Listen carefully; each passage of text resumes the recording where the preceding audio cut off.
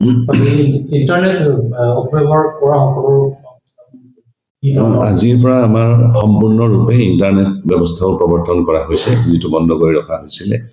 আৰু মই এই সুযোগতে সকলোকে আহ্বান জনাম যাতে কোনো ধৰণৰ বিভেদকামী বা প্ৰৰোচনামূলক আপলোডিং বা শ্বেয়াৰ ইণ্টাৰনেটত ছ'চিয়েল মিডিয়াত তেওঁলোকে নকৰে। আমাৰ ইতিমধ্যে জিলা পৰ্যায়ত এটা monitoring cell, social media monitoring cell গঠন কৰা হৈছে।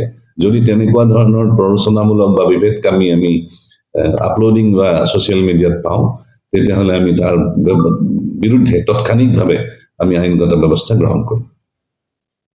কিমানজন আশ্ৰয় শিবিৰৰ কিমানজন আমাৰ প্ৰায়খিনিয়ে গ'ল।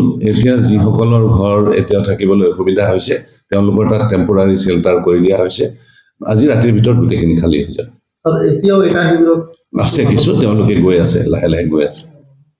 গোটেইখিনি যাবনে? যদি দুই এজন থাকিও যায়, কালি তেওঁলোকৰ ঘৰ সম্পূৰ্ণ হোৱাৰ লগে লগে কালি ৰাতিপুৱা গুচি যাব। যিসকলৰ ঘৰ বাৰী জ্বলি গৈছে সিহঁতে শিবিৰৰ পৰা যাব বিচৰা নাই, ইতিমধ্যে যোৱাকালি তেওঁলোকক যিসকলৰ ঘৰ জ্বলিছে 43 গৰাকী পৰিয়ালক আমি 50,000কৈ টকা আমাৰ দিয়া হৈছে। আৰু তাৰ উপৰিও আমি টাৰ্পলিন বা বেলেগ বেলেগ সামগ্ৰীৰো আমি ব্যৱস্থা কৰি দিছো, যাতে তেখেতসকলে ঘৰত থাকি নিজৰ ঘৰটো বনাই ল'ব পাৰে, ঘৰলৈ গৈ ঘূৰি গৈ।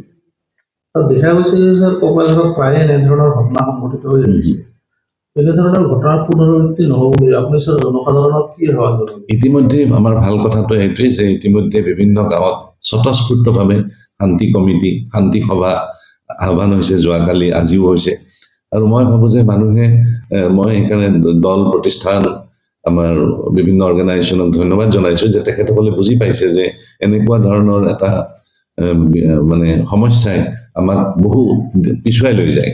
গতিকে মই আশা ৰাখিছোঁ যে এতিয়া সকলোৱে ৰিয়েলাইজ কৰিছে আৰু মানুহখিনি একত্ৰিত হৈছে, একত্ৰিত হৈ শান্তি স্থাপনৰ কাৰণে সকলোৱে আগবাঢ়ি আহিছে। প্ৰশাসন আৰু পাব্লিকৰ মাজত কৰবাত গেপ এটাৰ সৃষ্টি হৈছে বুলি এনেকা অনুভৱ হৈছে নেকি?